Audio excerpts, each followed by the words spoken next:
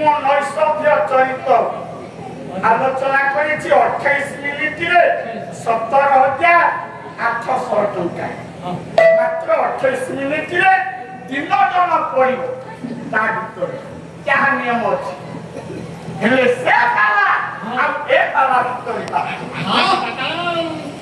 ଯେମିତି ଆମେ ଗୁଣ ମୁଣ୍ଡ ଛୁଇଁବା 3 ଜଣ ପଡ଼ିଲେ ଆମେ ପଇସା ଗଣ୍ଡାକ ପାଇବା ତା ସ୍ୱଳ୍ପ ଆଲୋଚନା କରିବାକୁ ହେଲେ କେତେ ସମୟ ଲାଗେ କହିଲେ ନିତ୍ୟ ଯସ୍ୟ କୀର୍ତ୍ତି ରକ୍ଷିଣାଙ୍କ କଥା ଯସ୍ୟ ପାଲା କ୍ଷେତ୍ରରେ ଓଡ଼ିଆ ହଉ ବା ସଂସ୍କୃତ ହଉ ବ୍ୟାକରଣର ଆବଶ୍ୟକତା ଅଛି ଦିଟା ଗୁଡ଼ିକ ପ୍ରାୟ କୁଙ୍କୁମାନଙ୍କୁ ଦେଇ କର୍ତ୍ତୃକ ଇତ୍ୟାଦି କୁଙ୍କୁମାନଙ୍କୁ ରୁକ୍ଷିରୁ ଠାରୁମାନଙ୍କ ଠାରୁ ରଙ୍କଙ୍କର ମାନଙ୍କର ଶଶାଙ୍କ ବାବୁ କେ ସୁନ୍ଦର ଆପଣଙ୍କର ପବିତ୍ର ଅନୁଷ୍ଠାନ କରି ଆସିକି ଭାରି ଆନନ୍ଦ ଲାଗୁଛି ଯେ ଗତ 2 ଦିନ ବର୍ଷା ବିଗାଡ଼ି ଦେଲା ଆମ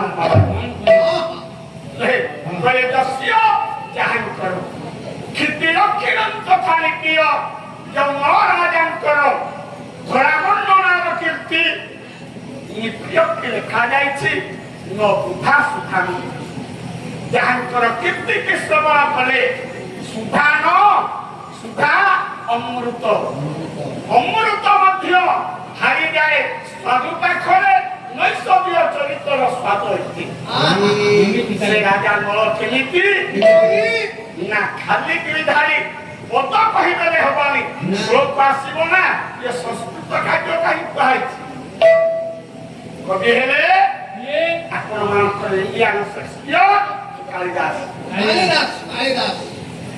ଇନ୍ଦ୍ରାତ ପ୍ରଭୃତ୍ୱ ତପନାତ ପ୍ରତାପ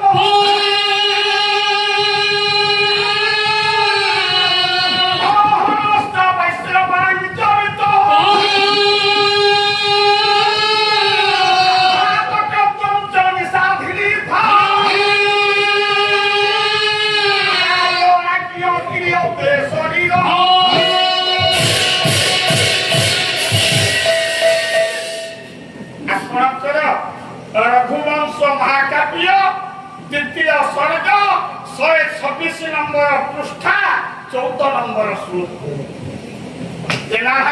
आज खाली गणुथुब स्वल्प केते तमे छाड़ी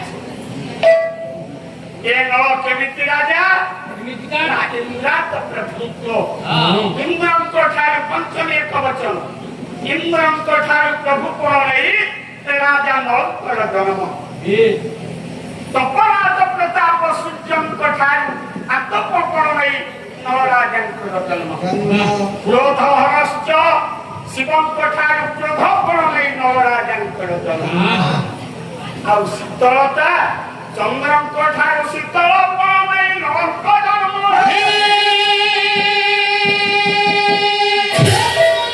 यदि महाराजा नर युवक अवस्था ज्ञानी गुणी विवेकी महोदय समाज पाँच बसंत समय कालिदास लिखिले जे ए ऋतुसंहार काव्य आपण मानकर 315 नंबर श्लोक मात्र 6 नंबर पृष्ठा 6 नंबर बड़े प्रफुल्ल चितांकुल देखण सायोगे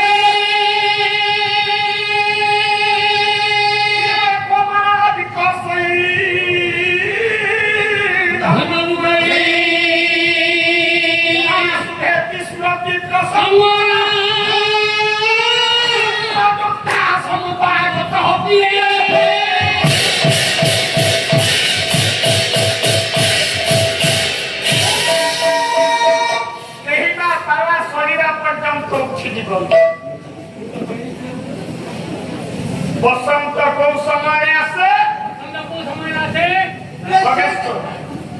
को समय आरो पैसा केना सरे अरे बा तो बड़ी ज्ञानी पाया चली जमाने रे विश्व प्रसिद्ध पाला दल बस सेटा बड़ी दिनो पैसा करबै सारा बेलुनी बोले फाल्गुन चैत्र बसंत रे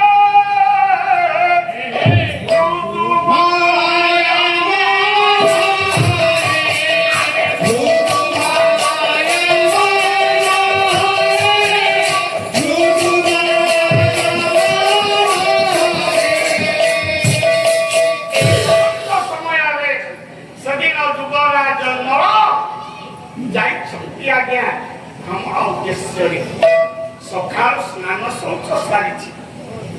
ବିଷୟଟିଏ କରିବା ପୂର୍ବରୁ ଆମେ ଚିନ୍ତନ କରିବା କଥା ଆମମାନଙ୍କ ଆଗରେ କେତେ ମହାନ ମହାନ ଅନୁଭୂତି ମାନେ ଅଛି।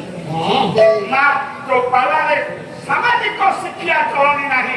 ଆମେ କାହିଁକି ବସି ରହିବା କଥା ନା ମୁରିଆ ବସନ୍ତୁନି ନା ପାଖକୁ ଆସନ୍ତୁ। ଆପଣମାନେ ରାତି ପାହିଲେ ଦେଉଳକୁ ଯାଉଛନ୍ତି, ମନ୍ଦିରକୁ ଯାଉଛନ୍ତି, ଫୁଲ ଚନ୍ଦନ ଇତ୍ୟାଦି ଦେଇ ଦେବତାଙ୍କୁ ଆରାଧନା କରି ଦେବତାଙ୍କୁ ମୁଣ୍ଡିଆ ମାରିଛନ୍ତି ନାଇଁ ବାପା। ହେଲେ ଯିଏ ଯୋଉ କାମନା ନେଇ ଯେଉଁ ମନ୍ଦିରକୁ ଯାଆନ୍ତି ଗଲେ ମା ଯୋଉ କାମନା ନେଇକି ଆପଣ ଯାଇଥାନ୍ତି ଠାକୁରଙ୍କୁ ମୁଣ୍ଡିଆ ମାରିବା ପ୍ରଣାଳୀଟା ଜାଣିଲେ ସିନା ଠାକୁରଙ୍କର ଆଶୀର୍ବାଦ ହବ। ଯେତେ ନା ଭଉଣୀ ଝିଅ ଅଛ ଶୁଣ, ଦୈନନ୍ଦିନ ଆପଣମାନେ ମନ୍ଦିରକୁ ଯାଉଛି, କୋଉ ମନ୍ଦିରରେ କେମିତି ଛିଡ଼ା ହୋଇ କୋଉ ଦେବତାଙ୍କୁ କେମିତି ମୁଣ୍ଡିଆ ମାରିବେ ଆମମାନଙ୍କର କୁଶଳ ହବ, ନଚେତ୍ ସବୁ ବିଫଳ। ଆରେ ସେଇ କଥାଟି କୁହନ୍ତୁ କେମିତି ମୁଣ୍ଡିଆ ମାରିବା କହ, କିନ୍ତୁ ମୁଁ ଡେଲି ଯାଇକି ମୁଣ୍ଡିଆ ମାରୁଛି କିନ୍ତୁ ମୋର କିଛି ହଉନାହିଁ। ଦେବତା ଆରାଧନା କଲେ ହବା କଥା ହୁଏ ନା କାହିଁକି? ମୋ ସ୍ତ୍ରୀର ହଉନାହିଁ। କଣ ହଉନି? ମୋ ସ୍ତ୍ରୀ ପାଞ୍ଚ ପିଲା ସନ୍ତାନ ହଉନି। ଆରେ ହଉନାହିଁ। ମୁଁ ଭାବିଲି ଠାକୁରଙ୍କୁ ଦୁଆର ହେଲେ ପାଇବେ ସାରେ ତ କହୁଥିଲେ, କିନ୍ତୁ ମୁଁ ଦୁଆର ହଉଛି ହଉନାହିଁ। ବାସ୍ ବ୍ୟାସ କହିଲେ ଆଜିକାଲି ଶ୍ଲୋକରେ ଚାନ୍ଦୁଆ ହବ ଆଜ୍ଞା। ଭଗବାନ ବ୍ୟାସ କହିଲେ, ବ୍ୟାସ କିଏ କହିଲେ ଚତୁରେ ବଦନ ବ୍ରହ୍ମା ବାହୁରନ ପରହରି ବଚନ ସମ୍ଭ ବଚନ ସମ୍ଭ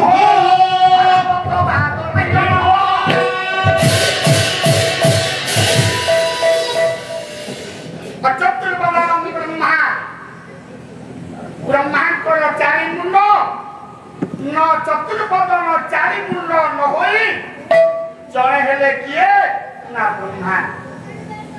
ତୋ ବାହୁର ପରହରି ଦୁଇ ବାହୁ ନଥାଇ ଯିଏ ବୁଲନ୍ତି ଭଗବାନ କେଶବ। ତିନି ମୁଣ୍ଡ ନଥାଇ ଯିଏ ବୁଲନ୍ତି ପାଞ୍ଚ ମୁଣ୍ଡ ନଥାଇ ଯିଏ ବୁଲନ୍ତି ପଞ୍ଚାମୁଣ୍ଡ। ଇଏ ଆପଣମାନଙ୍କ ପାଖରେ ସେ ବ୍ୟାସ କହନ୍ତି କେଉଁ ଠାକୁରଙ୍କୁ କେଉଁ ମନ୍ଦିରକୁ ଯାଇ କେମିତି ମୁଣ୍ଡିଆ ମାରିବା କଥା ସେଇଟା ସାରେ କୁହନ୍ତୁ, ମୁଁ କାଲି ପାଖରୁ ସେଇଆ କରିବି। ମା ଶୁଣ କହିଲେ ସୋବାନେ ପ୍ରଣୟତଃ ବିଷ୍ଣୁ ଦକ୍ଷିଣେ ଗୋପୀ ଶଙ୍କର ସାକ୍ଷିୟାତ ନମସ୍କୃତି ଅନ୍ୟଥା ନିଷ୍ଫଳନ ଭବେ। କେତେ ଜାଣିବା କଥା ଆମେ ନ ବୁଝିଲେ ପାଲା କାହିଁକି କରୁଛନ୍ତି ରାତି 12,000 ଟଙ୍କା ଦବା। ସୋବାନେ ପ୍ରଣୟତଃ ବିଷ୍ଣୁ। ଯଦି ସାର୍ ଏ ମା ଆପଣମାନେ ଜଗନ୍ନାଥ ମନ୍ଦିରକୁ ଯାଉଛନ୍ତି, ବିଷ୍ଣୁ ମନ୍ଦିରକୁ ଯାଉଛନ୍ତି, କୃଷ୍ଣ ମନ୍ଦିରକୁ ଯାଉଛନ୍ତି, ଆପଣମାନେ କଣ କରିବେ? କେମିତି ମୁଣ୍ଡିଆ ମାରିବେ ଆଗେ ଶିଖିବା ନା ସୋବାନେ ପ୍ରଣୟତଃ ବିଷ୍ଣୁ। ସାର୍ ଅନ୍ୟ ମନସ୍କ ହେବେ ନା। ବିଷ୍ଣୁ ମନ୍ଦିର ଜଗନ୍ନାଥ ମନ୍ଦିରର ଏ ସାମନାରେ ଥିବା ବାହନ ଗରୁଡ଼ ପଛରେ ଛିଡ଼ା ହେବେ। ମୁଣ୍ଡିଆ କେମିତି ମାରିବେ ନା ସୋବାନେ ପ୍ରଣୟତଃ ବିଷ୍ଣୁ। ସାରେ ଛିଡ଼ା ହେଲେ ଗରୁଡ଼ ପଛରେ କେମିତି ମୁଣ୍ଡିଆ ନେବେ ନା ସୋବାନେ ପ୍ରଣୟତଃ ବିଷ୍ଣୁ। ନିଜର ବାମ ହାତଟା ସାରେ ଯୋଉ ପଟକୁ ଅଛି ସେଇ ପଟକୁ ମୁଣ୍ଡିଆ ମାରିବେ। ଅନ୍ୟଥା ନିଷ୍ଫଳନ ଭାବେ ଯଦି ସିଧା କିମ୍ବା ଦକ୍ଷିଣକୁ ମୁଣ୍ଡିଆ ମାରିଲେ ତାହେଲେ ଯୋଉ କାମନା ନେଇକି ଯାଉଛନ୍ତି ଆପଣଙ୍କର କାମନା ପୂର୍ଣ୍ଣ ହବନି। କହିଲେ ଦକ୍ଷିଣ ଗୌରୀ ଶଙ୍କର ଯଦି ବିମଳା ସାରଳା ମଙ୍ଗଳା ତାରିଣୀ ଲକ୍ଷ୍ମୀ ଏ ମନ୍ଦିରକୁ ଯିବେ, ନତୁବା ଶଙ୍କର ଭଗବାନଙ୍କ ମନ୍ଦିରକୁ ଶିବ ମନ୍ଦିରକୁ ଯାଉଛି। ଶିବ ମନ୍ଦିରକୁ ଯିବେ। ଆପଣମାନେ ବାହନ ପଛରେ ଛିଡ଼ା ହେବେ, ଦକ୍ଷିଣ ବନ୍ଧୁ ଶଙ୍କର ନିଜ ଦକ୍ଷିଣ ହାତ ଡାହାଣ ହାତଟା ଯୋଉ ପଟେ ସେଇ ପଟେ ମୁଣ୍ଡିଆ ଲାଗି ଦେଇଥାଏ ନହେଲେ ସେ ଭୋଗ ନବା ନିଷ୍ଫଳ ସେ ଫୁଲ ଚନ୍ଦନ ମାମୁଁ ଶୁଣୁଛୁ ନା ହଁ। ମାଇକି କହିଦବୁ ରାତି ପାହିଛି ଯୁବରାଜ ଦଳ ସ୍ନାନ ଶୌଚ ସାରି ନିକଟରେ ଦେବୀ ମନ୍ଦିରରେ ଯାଇ ମୁଣ୍ଡିଆଟିଏ ମାରିଦେଲେ ଦକ୍ଷିଣେ ଗୋଟି ଶଙ୍କର